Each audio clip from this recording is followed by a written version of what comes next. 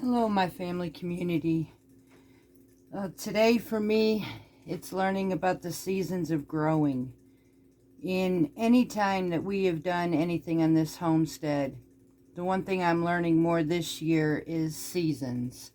The best times, the times to rest, and in anything in life, there's always a time for rest. For me, I'm learning that winter is the best time for that. And it kind of makes sense because when we start growing from seed in the first part of spring, we go through the process of raising up our babies. We transition them from outside. We start putting them in the gardens about mid-spring to late spring. We have an entire season of growing and watering and tending and weeding throughout the summer. And then we have our harvesting times when we start canning and preserving basically through midsummer up until fall. And in winter, that's our time of rest. We replenish our gardens and we wait until the following spring. Now, I've not normally done that because I figured that being in the south and where we're at, because our most generally winters are mild, that I could grow all seasons long. But that's not necessarily true. And these bok choy are proving that to me even more. Some things, even though they can grow through the cool temps, and mostly that is between fall and basically just about winter. And so I started these in January, and I learned very quickly not everything grows. I will take you step by step on this process, and I'll explain what is happening. So I am going to, this winter, take my time a season for rest. Just replenish my gardens in the winter, because our winters here, we start getting cold about mid-December, January being our coldest month, and then we start improving about mid-February. So these are the times I need to give my soil, myself, and just not plant anything and just be patient. Now I'll explain what's going on here, and I'm hoping you can see this. But these babies right here, I'm going to pause you and bring you a lot closer to show you what's going on. We'll be right back with you. Okay, let's see if I can keep this focused for you too. If you will see, some of these are really long. And if you'll look at their stems right about here, their stems are very narrow. However, in some of these, let's see if I can find one. There's not many. There really isn't. Now, in some of these, like this one right here, and let me trace this one down for you. It's a lot thicker. And this is a good one to keep. These others that are extremely long, like this one, or here's a really good one. This one here is thinned out all the way down, and it's really tall, just leaning over. Those basically I'm going to be pulling. Let me set you back up, and I'm going to explain why I'm doing this. Now, as you see in this batch, I have more elongated plants drooping over than I have anything that's pretty much smaller like this one and thickening up in their stems. Now, a lot of times this could be caused due to lighting. Not enough lighting or not low enough. However, mine were low enough. In my case, this was done due to planting out of season, and basically these were too cold. They get to this nature in themselves, such as fall, when these grow very well in the cooler months but not cold. They get to a point where they start feeling that chill, and in their processing of growing, they get to a point where it's getting cold. It's time for us to start spurting. It's time for us to start producing now. And so in this case, this is exactly what happened. Now the question may be, can I plant these deeper? Possible, but unlikely. And the reason for that is because these stems, unlike a tomato, they do not produce roots along the stem. They have a in ground or in dirt soiled rooting, so they do not produce roots along the stem lines. So what is the best case scenario for me right now in this situation? Well, I can transplant right now because they are now way past their second set of leaves. I can transplant these and take the thicker, smaller plants, which will thrive a whole lot better, and eliminate these long ones. More or less, these are now microgreens. They've done reached the point of it's getting cold, we need to spurt, we need to get growing, and they're finished. So I could choose the betters, which I am fixing to do, which will not give me many, and I will reseed in about 2 to 3 weeks. It will give me a better chance of having better crops. Learning our seasons are extremely important when it comes to growing, and it's really teaching me so much by watching this and understanding what has happened to my gardens in the summertime, what has happened to them in the spring, why they were not producing right. To know the plant, to know the seed, to know what they like as far as temperatures, all this is extremely important to have success in your planting. So I thought I'd bring these up and show you examples instead of just making statements as you can't. To be able to show you examples means more and gives a better understanding. If I would have had more visuals like this, I would have understood more, but it took me a lot of mistakes to get to where I'm at to understand all of this. And I guess it teaches you knowledge along the way. But with that knowledge also comes for me being able to share what I'm learning through this. So as much as I love bok choy and as much as this saddens me, unfortunately, I did it myself. So I have to understand that this is the consequences that I took for going ahead and thinking that I can plant year-round. Now, that was the example for these. But as far as these onions, now that's a different story. As you see, they are thriving immensely. Their stems are getting thicker. They're just beautiful. But they were made for this. This is technically a year-round season onion. Very few vegetables were able to do this, though. And I did start these indoors, and both sets are doing very, very well. So I had one cell that didn't do well, and they got too warm, I believe. So, but for the most part, these babies, they're thriving. So I did okay with this. But as far as this, not so well on the bok choy. The other one I have are my chives. And out of this entire package, though these take quite some time, I have one single chive that came up. So, at this point, I can continue to keep waiting and take my chances if any more come up, or know the fact again, like the bok choy, it's probably best to start these in February. My biggest growing starting season yet in spurts in my vegetables is mid-February. My last frost again is approximately the week before to the week after Easter. Mainly about April the 1st, but I give it the before and after just in case, because we did have some surprises along the way. So, and most generally it came just before Easter. So that's my time where I can start transitioning the plants that I grow indoors and put them outdoors.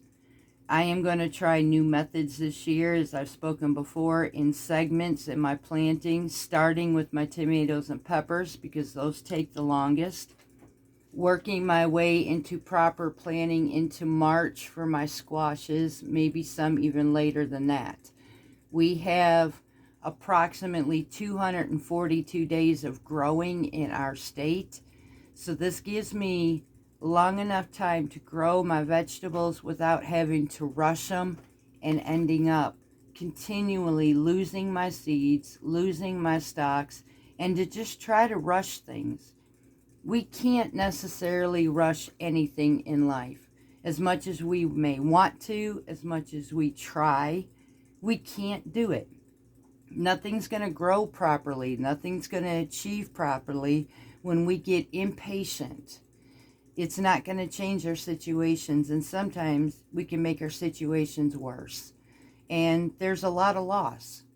There's a lot of unnecessary things, time and effort, and just so much that being patient to me is a virtue. And I'm learning this the hard way. And I'm still learning. I'm going on 5 years, and maybe it's taken me a bit longer to understand this.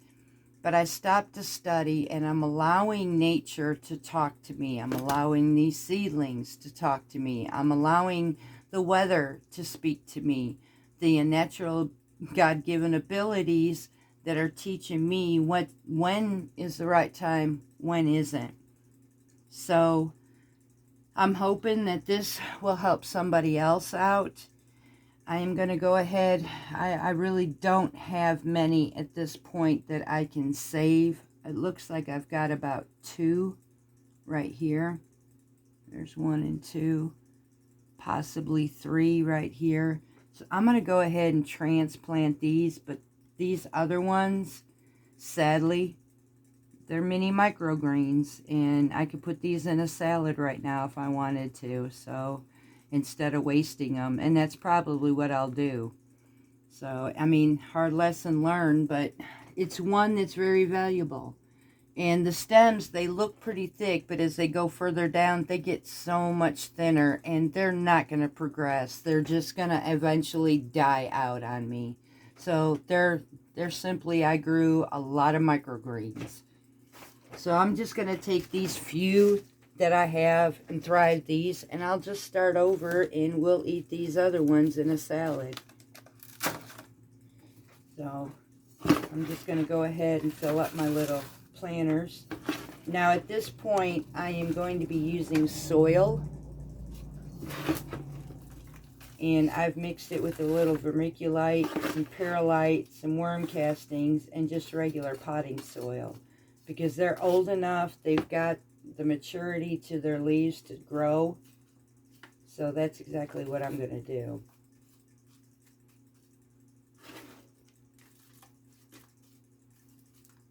And I'm going to separate these little ones. Go ahead and fill this up a little more. And I'll be right back because I'm going to get a pan to lay these in so this can be easier to work and keep my table free from all this soil. Okay, so I'm actually going to pull these right here because these are the ones that just, I don't know, they're not really thick. I don't really see these growing anywhere. Like I said, they're very thin at the bottom base. And you would think because of the rooting system they'd be good. And I don't know if you could see this very well. It is very hard to see, but that bottom line is so thin. I'm trying to keep it where you can possibly maybe see this, but it is a little thicker here, but as it runs down here, it is so thin, it's just going to continue to keep toppling over. So I don't even know if I can even plant these deeply. Like I said, they will not produce any growth or strength within their stems. So they don't even produce roots.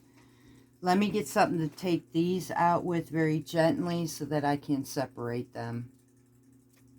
All right. So I'm just going to probably pop this whole section out here.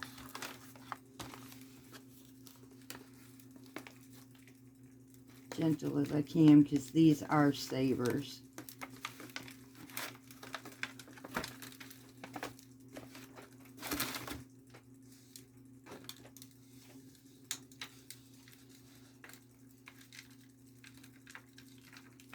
Move that aside. And I just want to be very gentle with this, just pulling them just like so.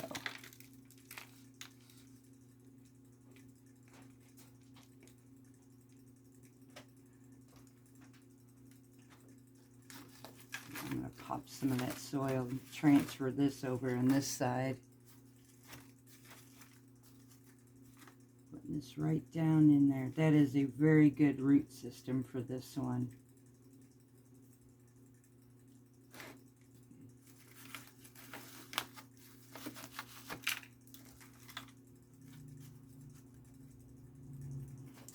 Get this dirt over here.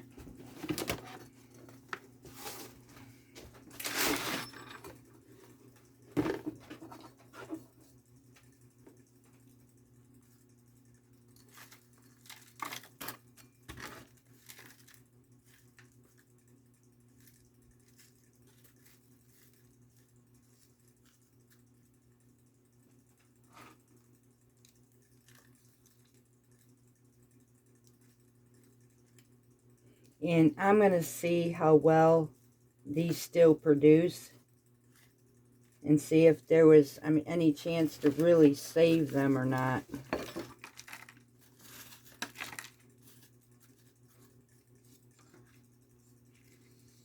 Okay, this one has got 2 in this one. I'm going to be very gentle in taking these apart.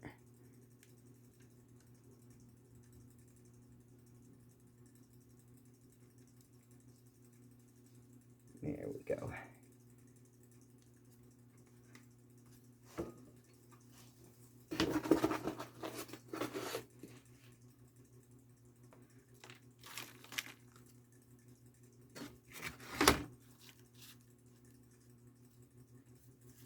Beautiful. I might have more than 3.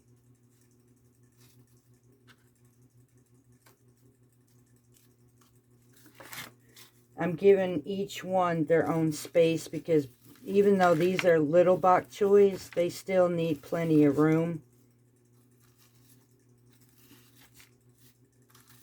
Take out some of the soil and I could replace it in there afterwards. Some of these have some really good root systems.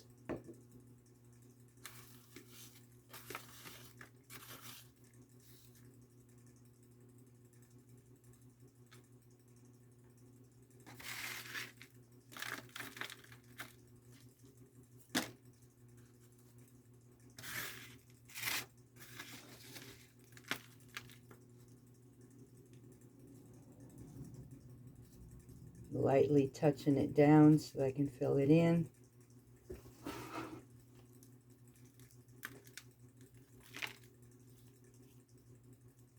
There we go.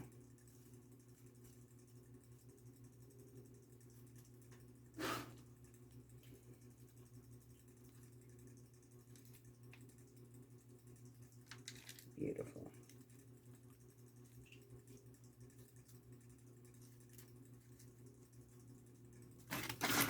Alright, let's see if we've got any more to actually save or not.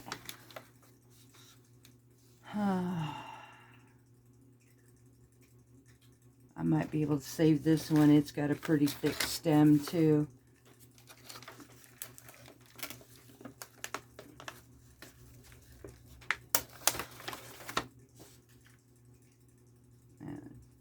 This other one not so much, but maybe on this one at least. Right here. Well, that's a big system right there.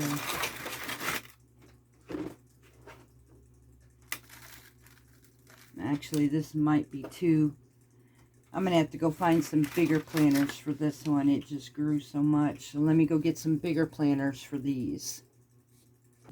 Okay, we've got much bigger ones.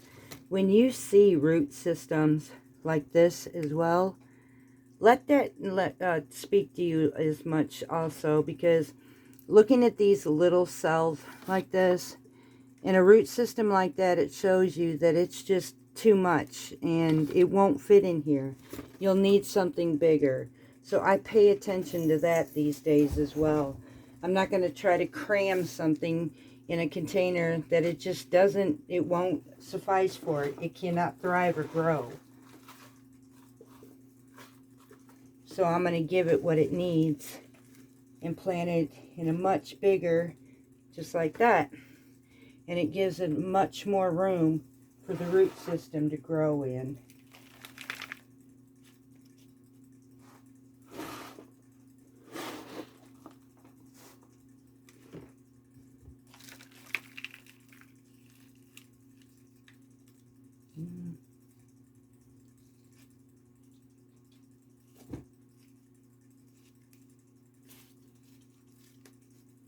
Packing it just a little bit and then filling around my edges.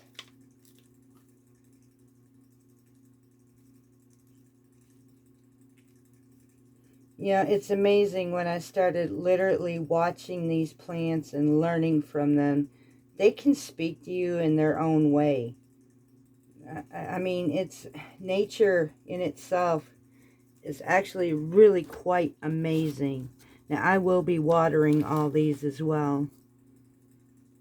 All right, this one here, another system that's too big for those little pots. So again, I'm going to be planting it in a bigger one.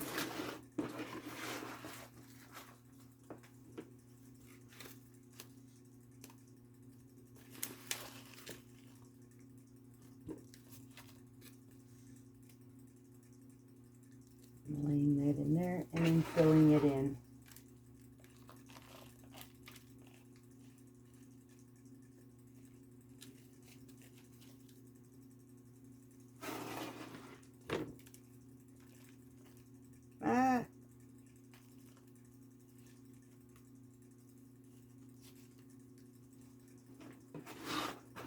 Sometimes they're just so delicate. You try to be so gentle.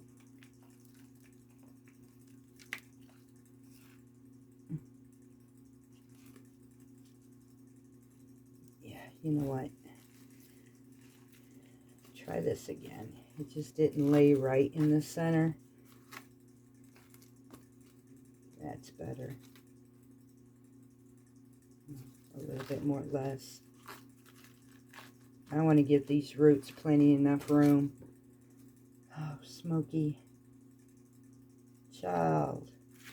No, get out of there. You cannot help me plant. Go. Get down.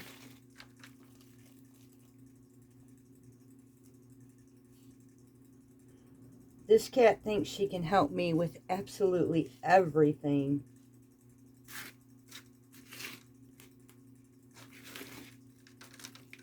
So much better. Okay.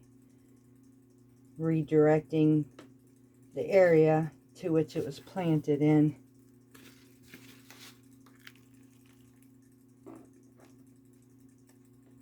And allowing this to happen too, it strengthens these plants that are able to survive a lot better.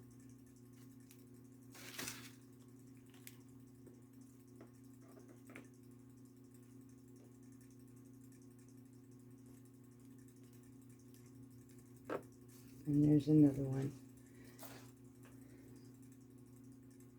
So I'm going to finish looking at the rest of these, and I'm not quite sure. That one's too curved over, and I don't even know if I'll be able to straighten that out. That's the same with this one. It just did a complete L shape.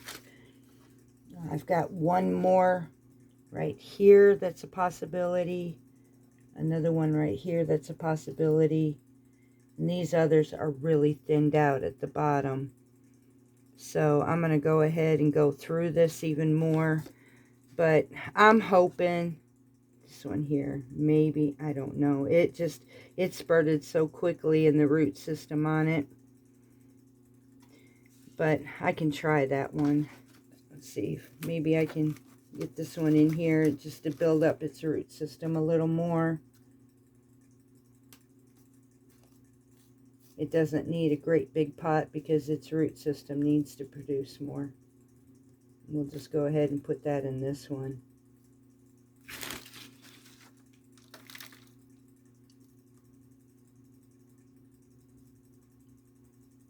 A lot of this is going to be trial and error to see if they still pull through. Like I said, we still have a few weeks left before our temps start getting slightly warmer at least. So, and I'm going to go ahead and finish the rest of my transplanting and picking and choosing which are the stronger, which are not.